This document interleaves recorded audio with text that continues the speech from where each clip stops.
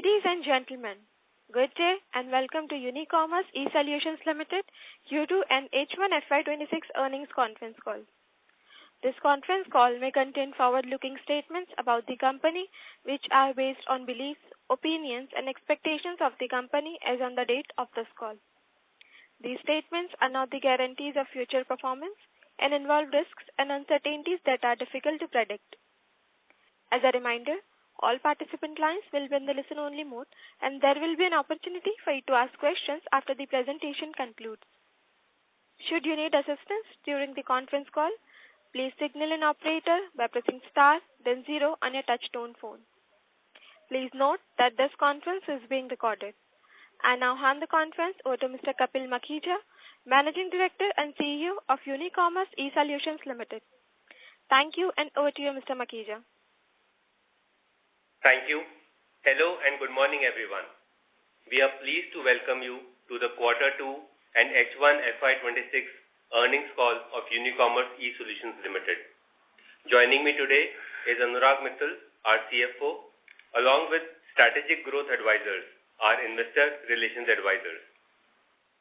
Q2 FY26 maintained the strong momentum established in Q1 FY26. With disciplined execution across revenue growth, profitability, and our key strategic initiatives. We are pleased to report another strong quarterly and half-yearly performance.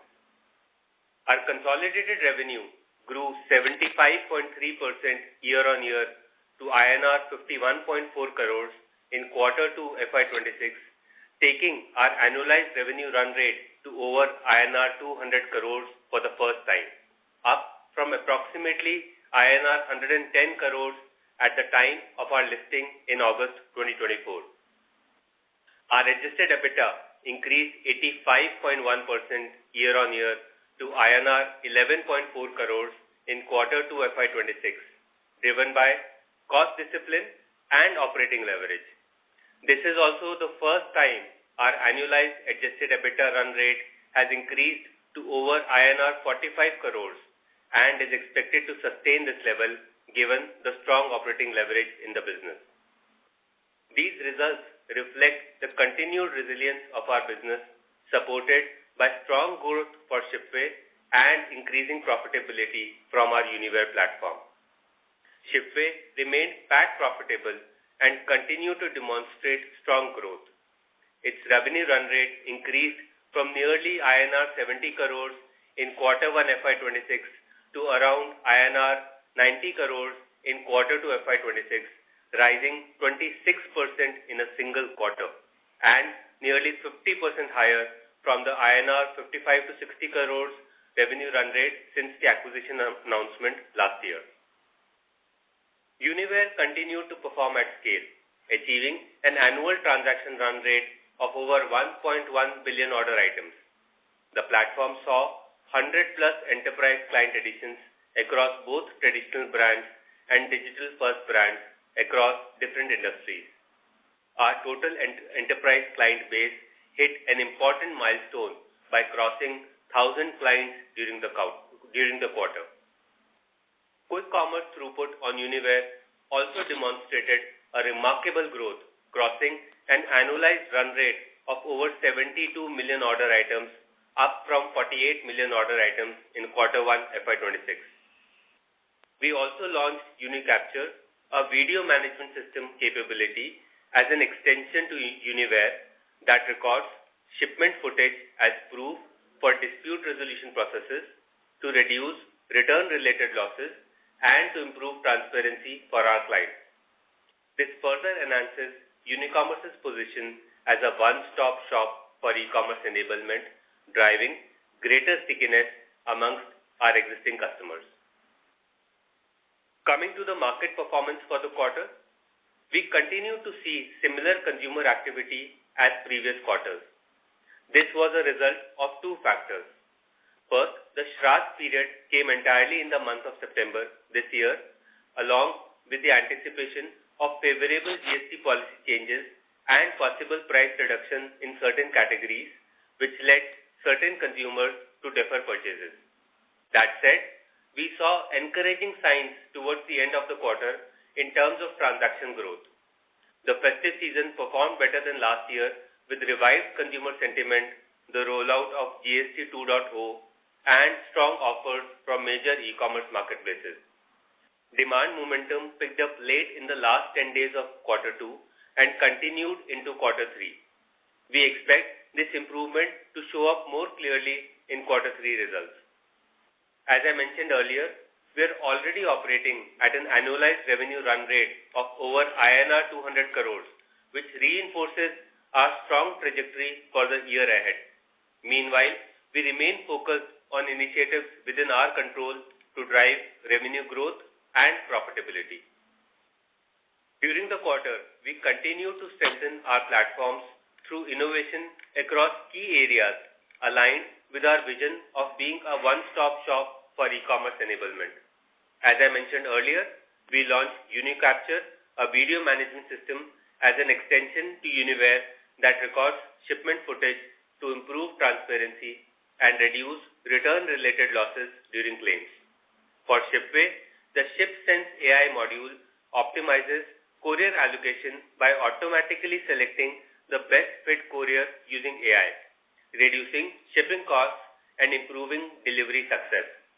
On ConvertWay, we improved our COD to prepaid journey to help reduce RTO returns and improve margins for our clients. Alongside these, we introduced several other enhancements across the platforms, such as flexible B2B return management and improved inventory reservation for Uniware, adding estimated delivery date widget for client websites, and upgrading NDR processes with select courier partners for Shipway and automated Instagram responses for ConvertWay. We continue to build products and features that help our clients scale efficiently and improve their customer experience. Going ahead, we will continue to benefit from several structural tailwinds to support our growth trajectory. First, India's e-commerce market remains significantly underpenetrated, offering long-term growth potential. Second, a large total addressable market of over $1.15 billion across our platforms, with particularly strong opportunities in courier aggregation through Shipway. Third, consistent new client additions across segments, supported by implementation of new use cases through new product launches as well as product enhancements. And fourth, steady growth in our international business, which is further diversifying our revenue base and expanding our overseas footprint. In summary, our priorities for the second half of the year remain disciplined execution, expanding our client base, and continuously enhancing platform capabilities.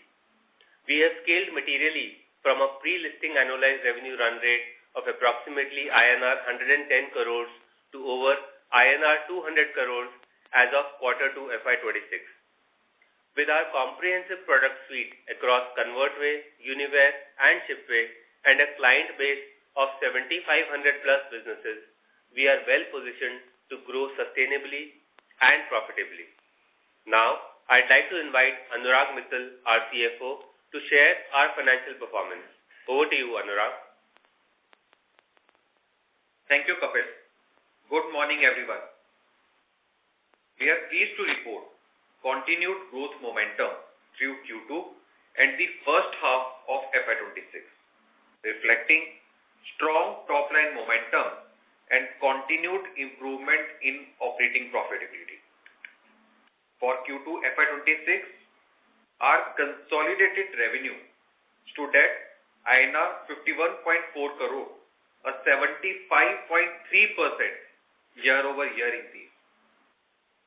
The growth was supported by the consistent scale of Uniware and the sustained momentum of Shipway.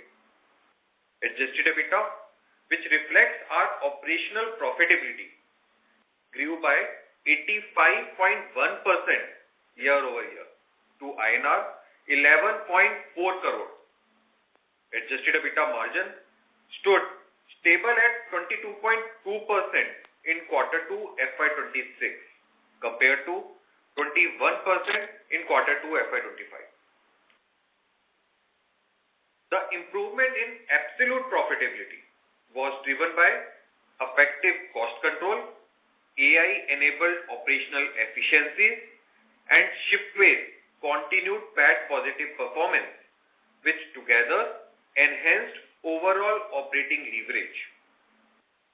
Profit after tax rose 29.2% year-over-year to INR 5.8 crore in Q2 FY26 compared to INR 4.5 crore in Q2 FY25.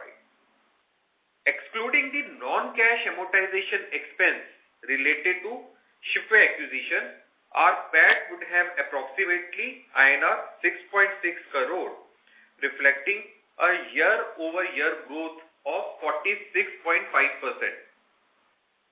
Earning per share also increased 25.7% year-over-year to INR 0.50 in Q2 FY26 from INR 0.40 in Q2 FY25.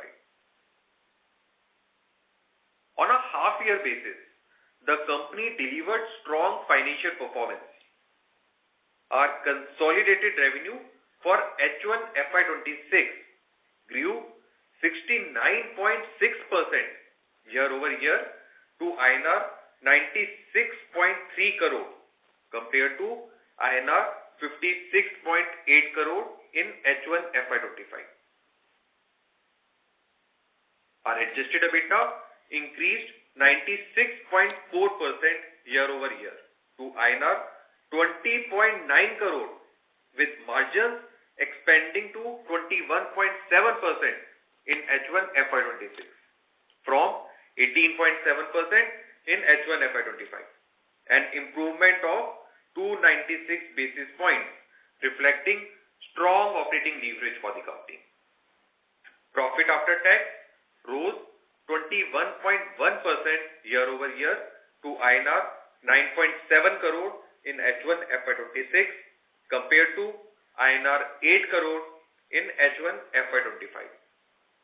Excluding the non-cash amortization expense related to Shipway acquisition, our PAT would have been approximately INR 12.9 crore, reflecting a year-over-year growth of 61.9%.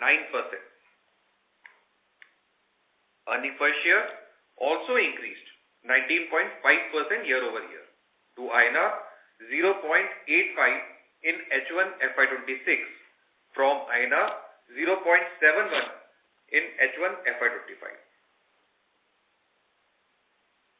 As of September 30th, 2025, our cash and bank balances stood at INR 63.4 crore compared to INR 35.3 crore as of March 31, 2025. Net cash flow from operations improved to INR 29.7 crore in H1 FY26, up from INR 16.1 crore in corresponding period last year, reflecting strong operating performance. As Kapil mentioned earlier, Shipway continued its strong momentum and remained PAT positive.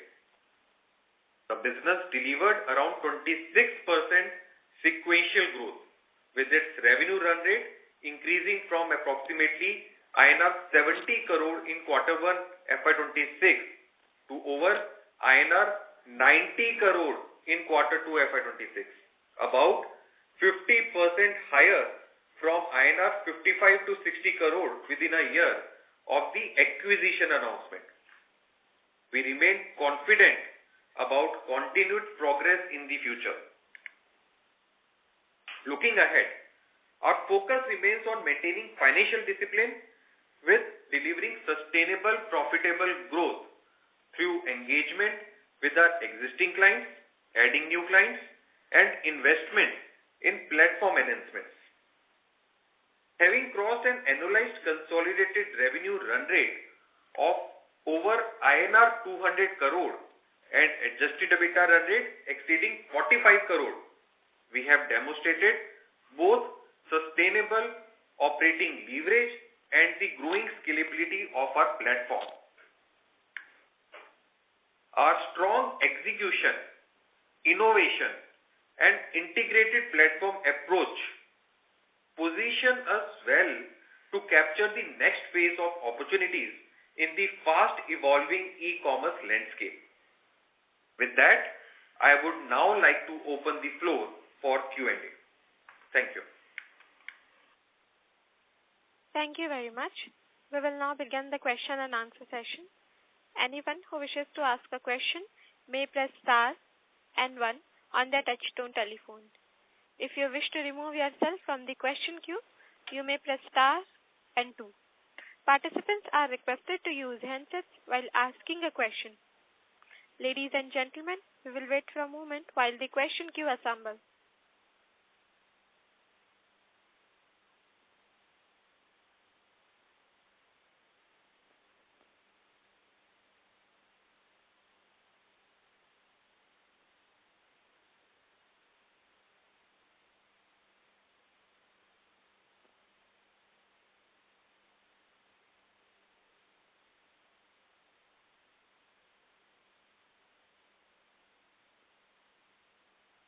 The first question is from the line of Ananya Nichani from Thinkwise Wealth Managers LLP.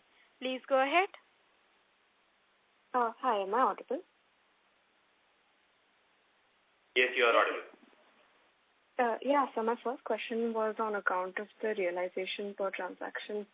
I've seen that it's weakened in this quarter as well to 1.076. It's fallen about 15%. So what's the reason for that? Sure. So as I mentioned in earlier calls as well, the rate per transaction is a function of multiple factors. Last year, we had taken the strategic decision of supporting some of these early stage brands by lowering our minimum guarantee in onboarding new customers. In addition to this, we have also seen an increasing share of quick commerce volumes or B2B volumes as we have extended our WMS to support quick commerce and bulk use cases.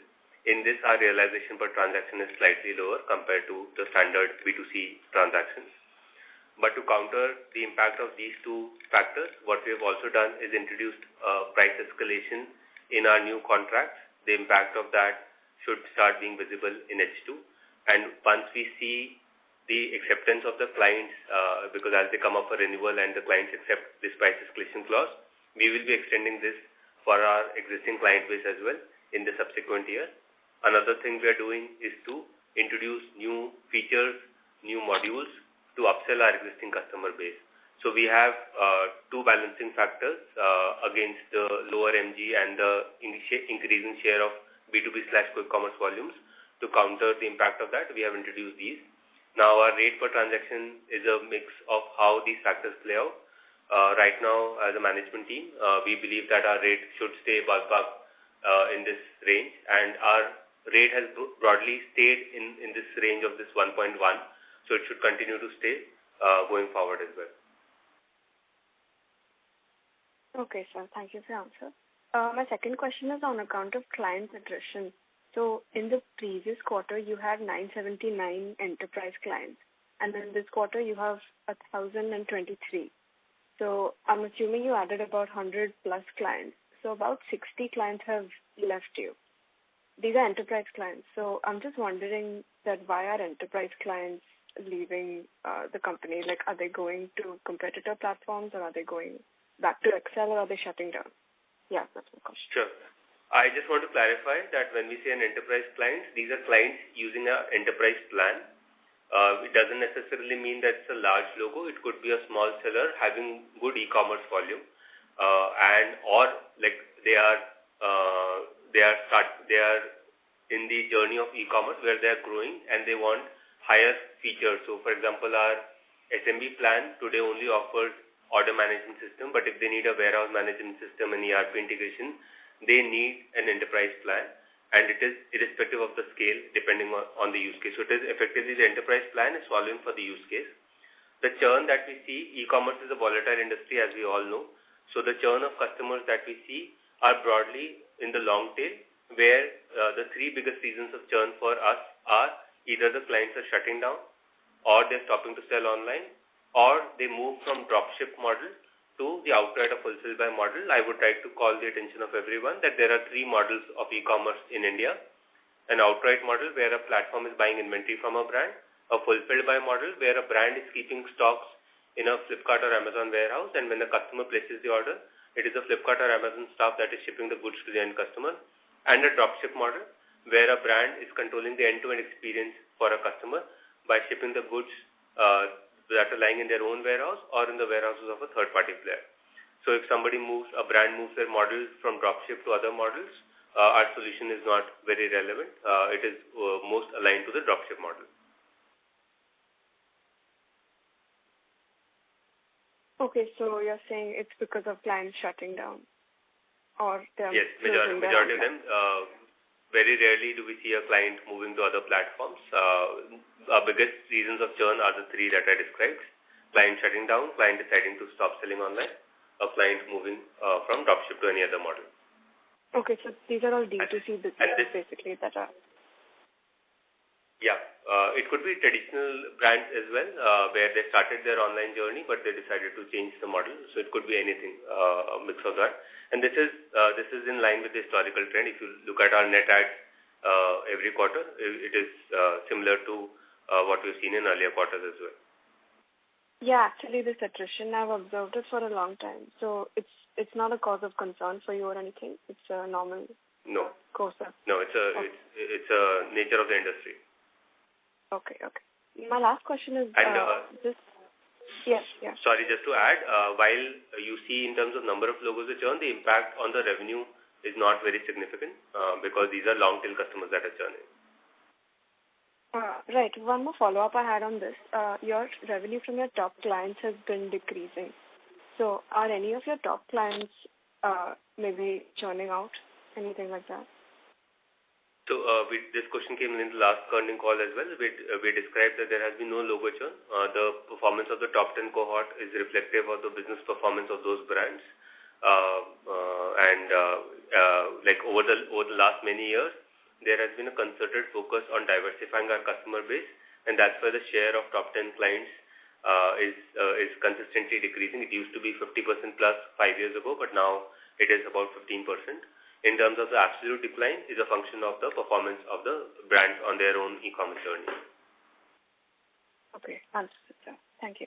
My final question was on account of the fundraise that you had done in September. So any light you can throw on that?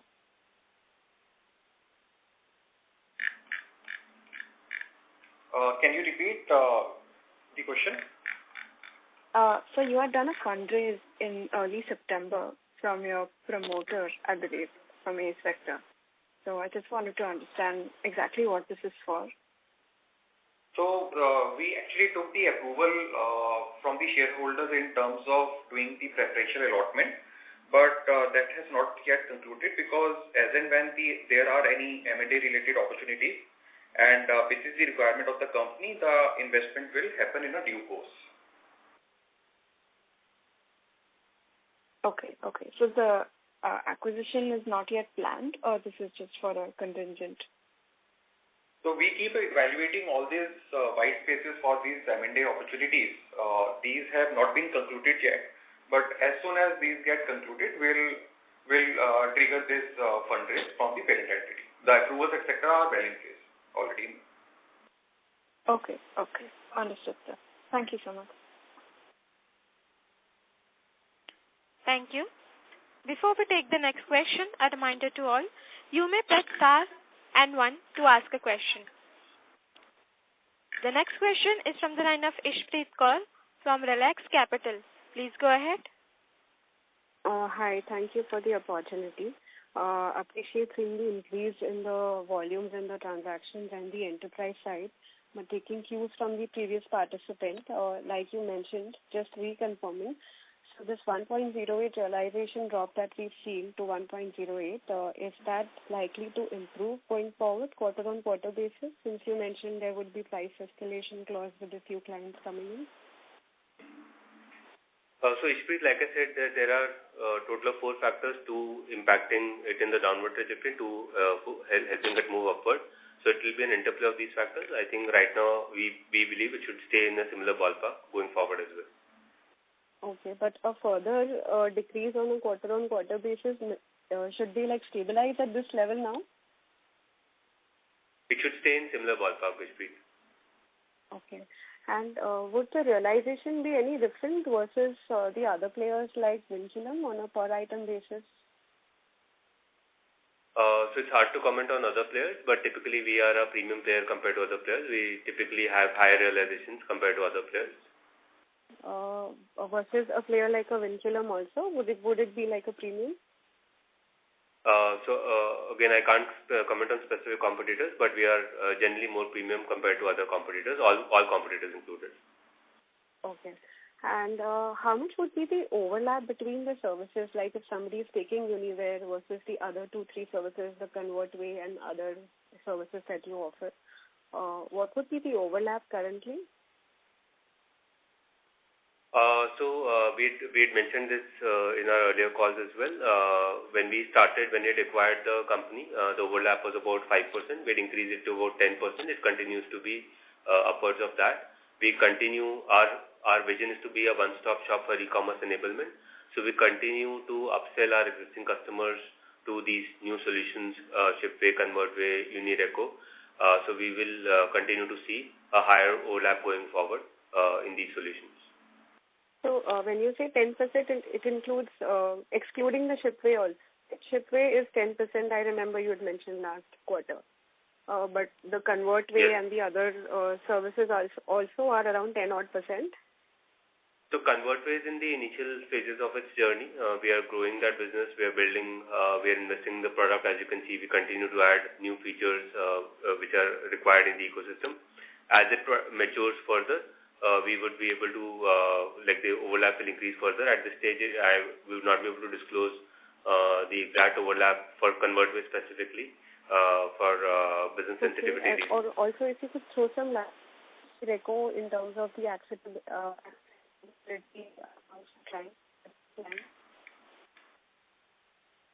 Sorry, your voice was breaking. Could you please repeat the question again? If you could share. Sorry to interrupt, Ishpreet. Your voice is breaking. Hello?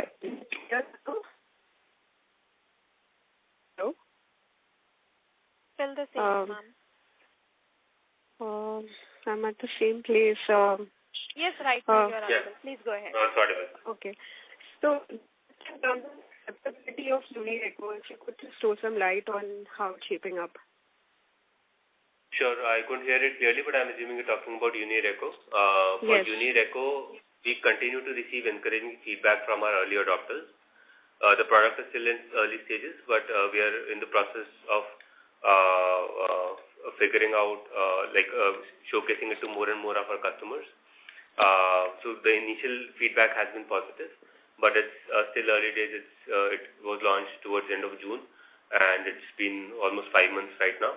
So we are still showcasing it to the product, showcasing our product to our clients, incorporating their feedback, and driving more adoption of this product across more and more clients. So, would it be fair to understand that once the acceptability of ConvertWay and Unireco, I'm not talking about Shipway as of now, increases, we would be seeing a change in the realization per item also?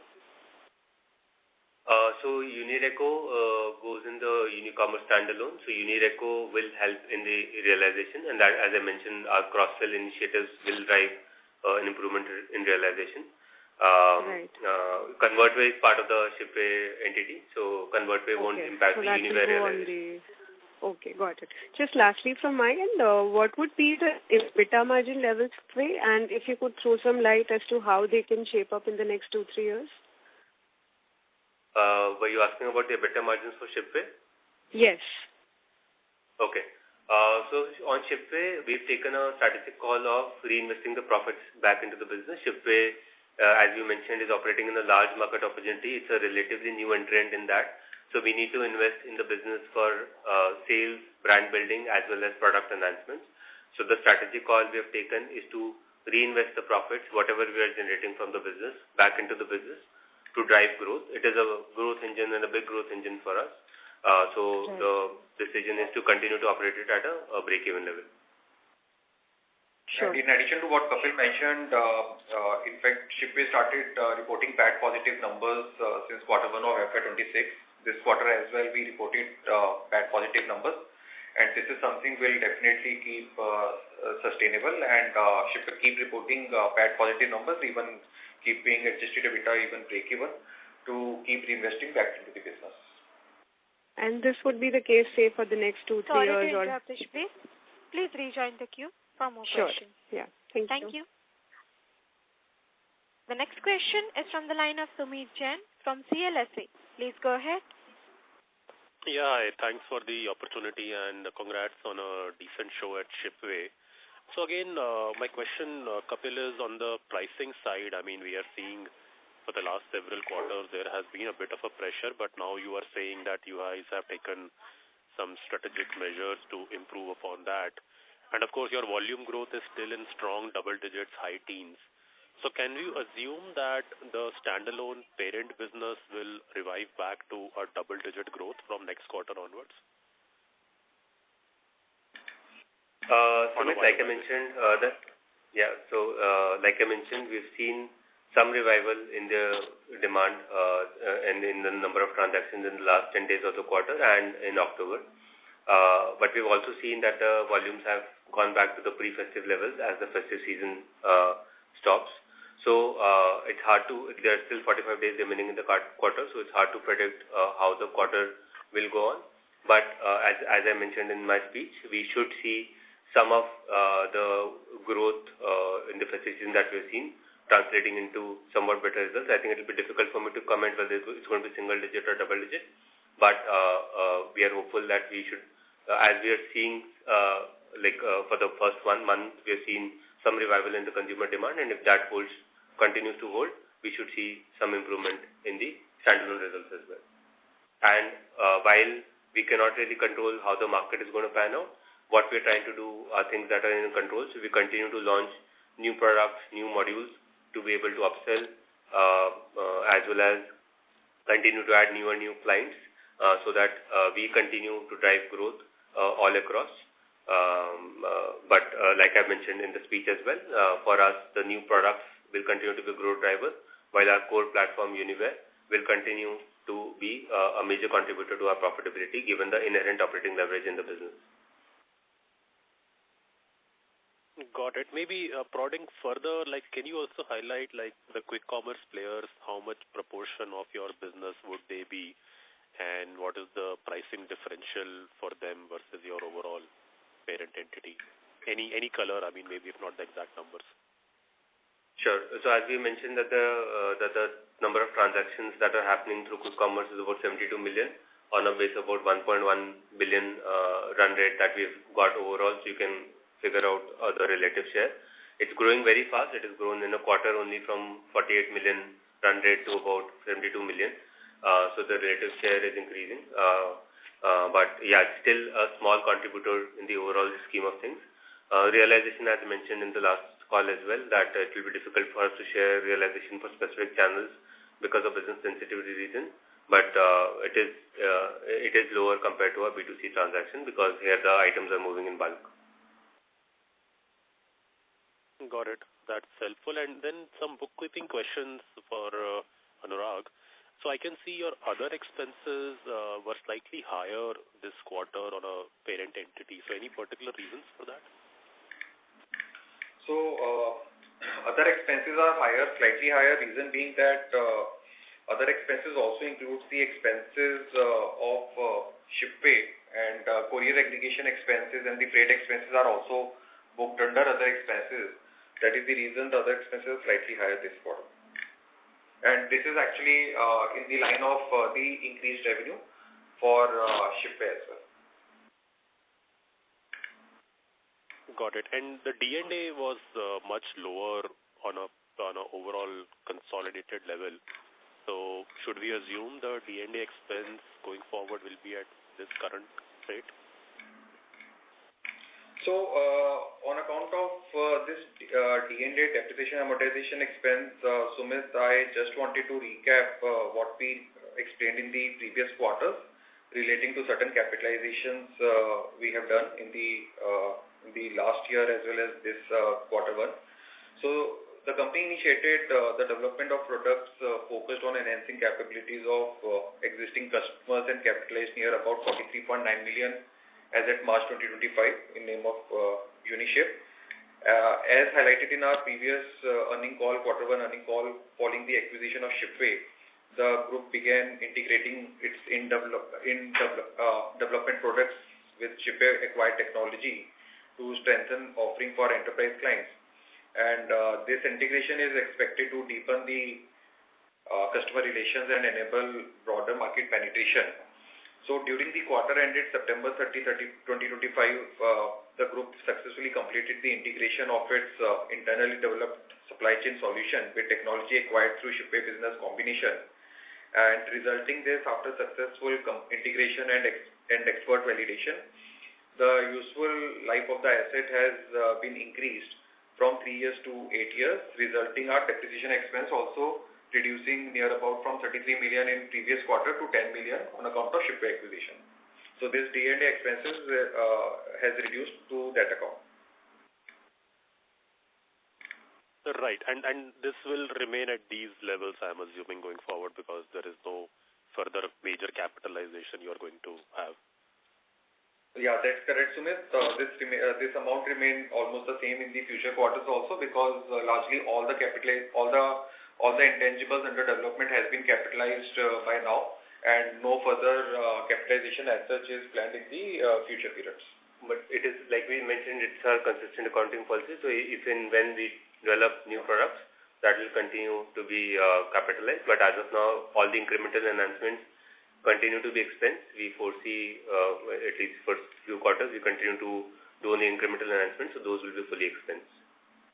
Got it. And my last question is, as the promoter has decided to infuse more capital, and I'm assuming it's to acquire more companies in this space, and please correct me if I'm wrong. So any ROE or ROIC metrics you have which you want to follow going forward to ensure that those two metrics remain intact despite this equity infusion or let's say more investments in various entities?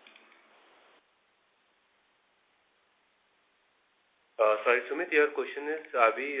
it's more about the ROE and ROIC metrics, like, because with more capital infusion by the parent, ROE will take a hit.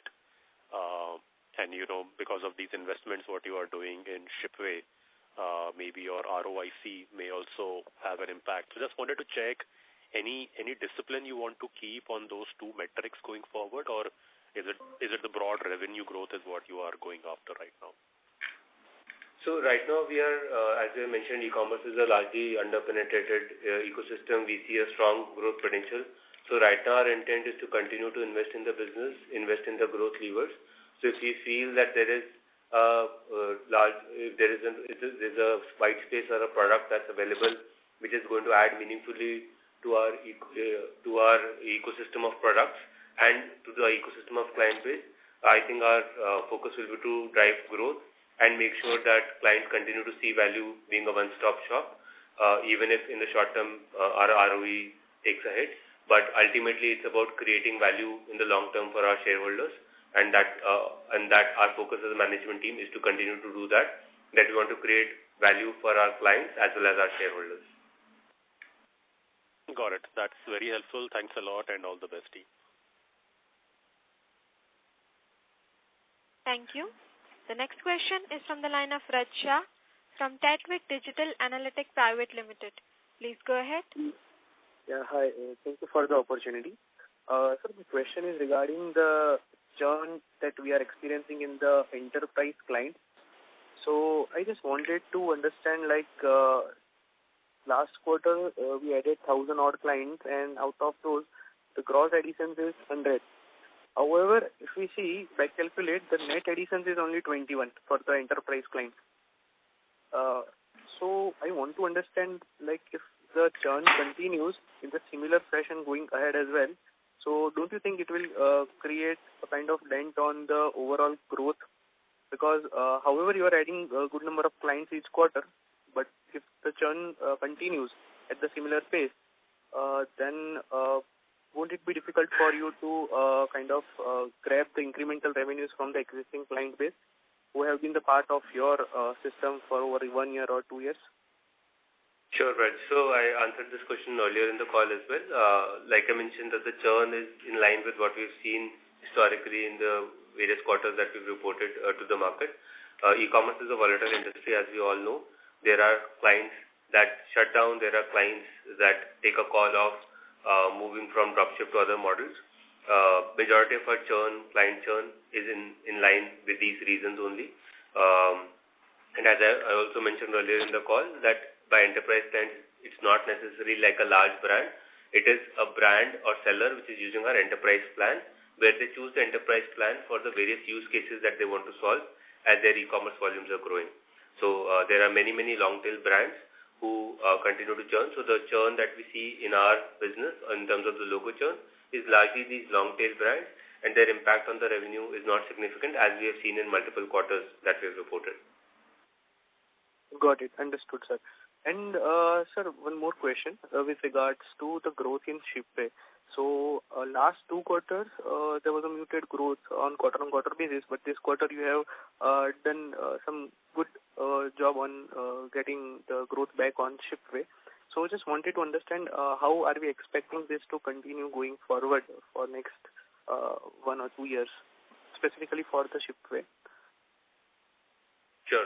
I just want to clarify, Raj, that the quarter 1 where you saw a muted growth or in fact a slight decline, that was a strategic call that we have taken in taking out customers who were not meeting our threshold on margin profile, and that was a strategic call that we had taken to turn the business profitable. And in quarter 1 we turned Shipway PAT profitable, and it continues to be PAT profitable, and now it is demonstrating growth because after we've cleaned our base, we are now adding customers on a regular basis. As I mentioned, Shipway operates in a large courier aggregation opportunity. It's a 4,000 crore market where Shipway is a relatively new entrant. So we are very optimistic about growth coming from Shipway in the subsequent quarters and subsequent years. There is no reason that Shipway cannot become a large player or meaningful player in this ecosystem. That is one of the reasons that we are required, because now Shipway is part of a larger entity where we have an end-to-end value proposition to be able to offer to our clients, because of which we are very optimistic about the growth potential of Shipway business.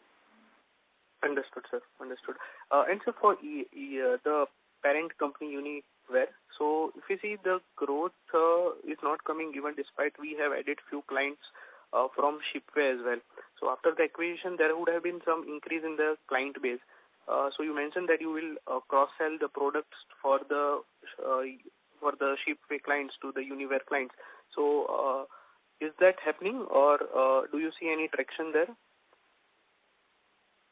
Sure. So first of all, I want to call out that Uniware is processing more than 1 billion transactions. It effectively becomes indexed to the e-commerce market. So it is the overall performance of standalone business of Uniware is a reflection of how the market is moving. Having said that, like I mentioned, things that are in our control, we continue to focus on that, which is acquiring new customers, adding new product enhancements.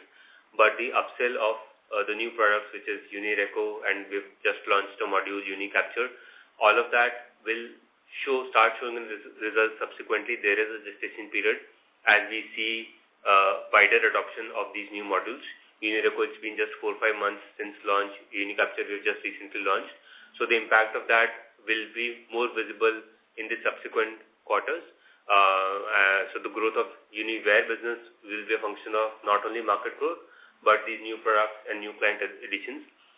To the point that you mentioned about new client additions, even new clients take about 6 to 9 months to fully mature. So the growth coming from new clients also takes some time for it to reflect in the overall financials. So the function of these 3 factors, which is the market growth, new client addition, and new products, the last 2 factors which are in our control, the impact of that should be visible in subsequent quarters. Understood, sir.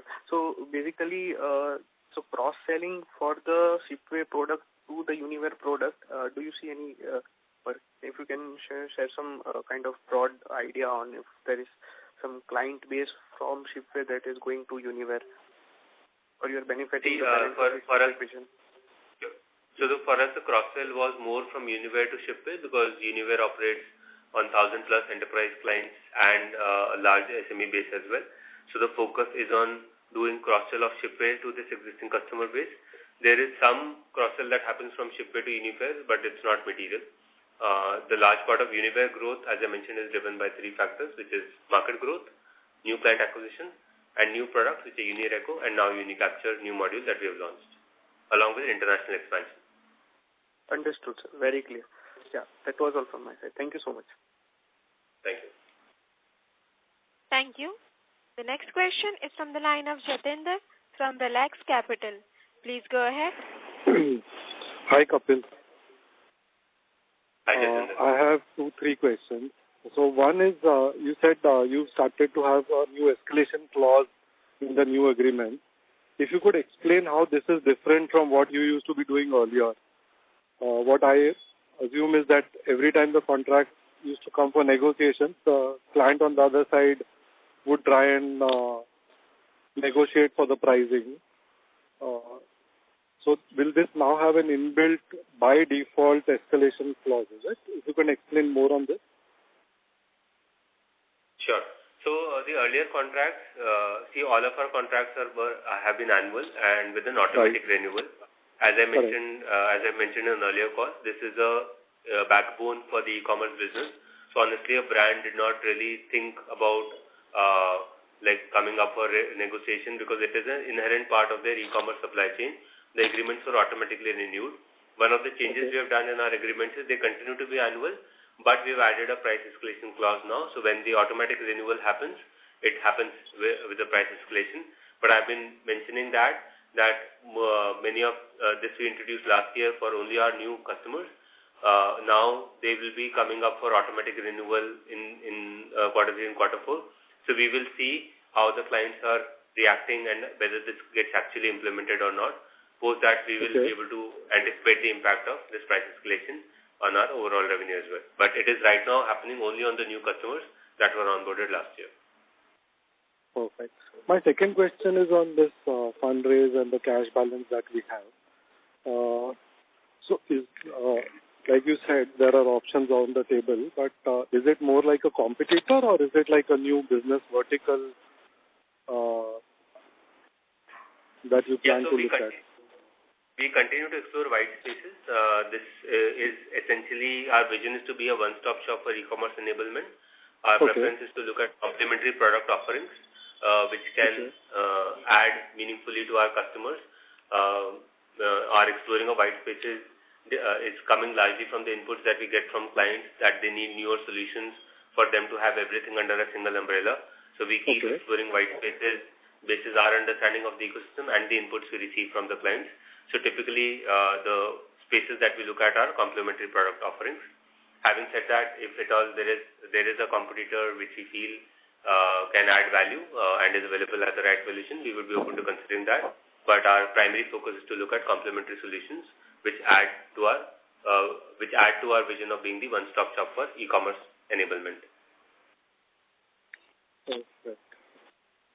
And my last... Sorry to interrupt, Jatinder. Please rejoin the queue for further questions. Perfect. Thank you. Thank you.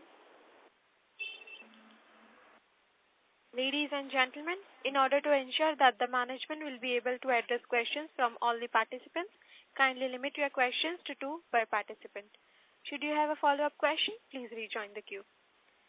The next question is from the line of Pratik Bantia from Fermi 325 Investment Advisors. Please go ahead. Yeah, hi. Am I audible? Yeah, you're audible. Yeah, so congrats on the excellent set of numbers. A bunch of my questions have already been answered. A question that I have is, what is the long-term vision for Unicommerce?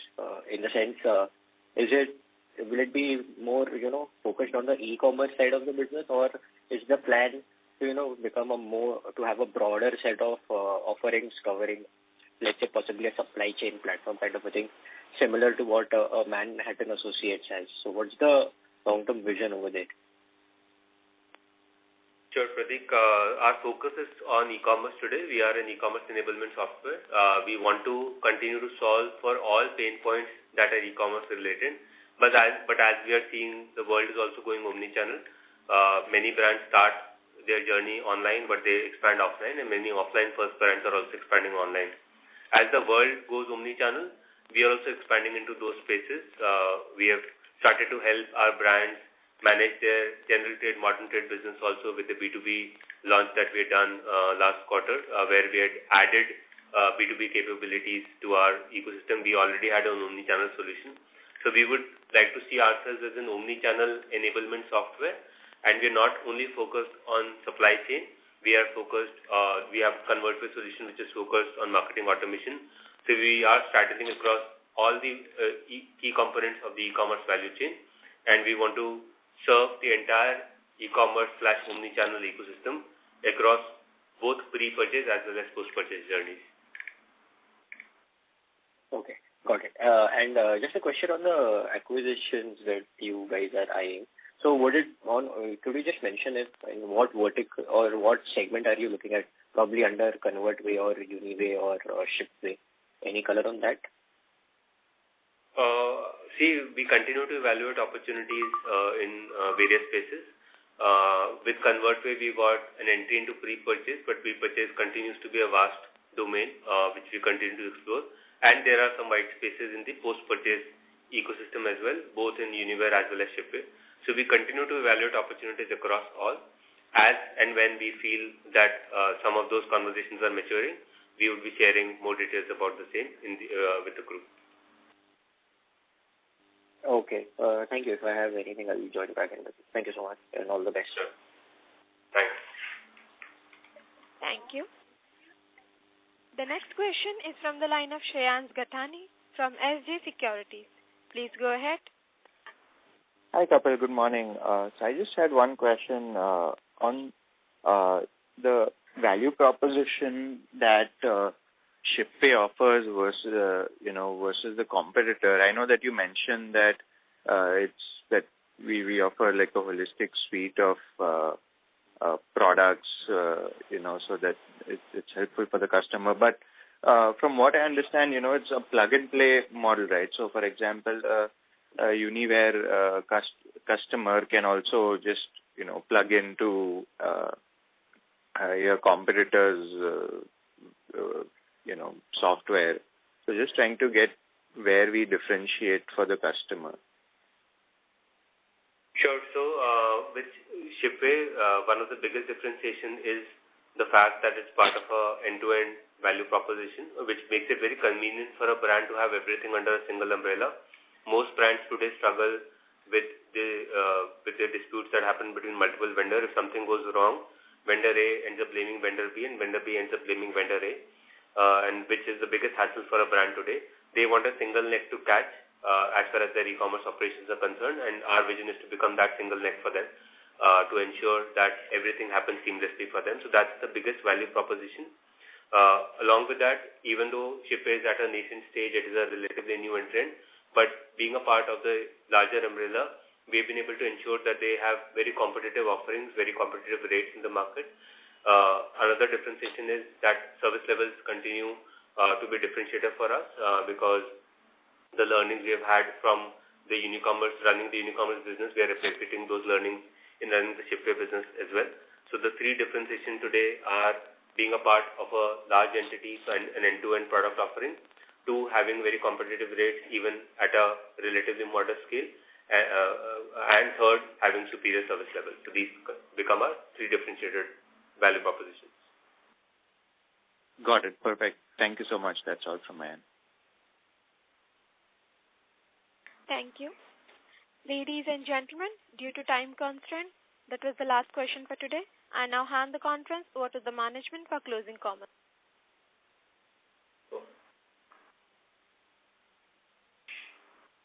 Thank you everyone for joining the call today. We hope we have been able to address your queries. Should you have any further queries or clarifications, please feel free to reach out to us, our strategic growth advisors, our investor relations advisors. Thank you and have a good day. Thank you, sir. On behalf of Unicommerce Esolutions Limited, that concludes this conference. Thank you for joining us, and you may now disconnect your lines.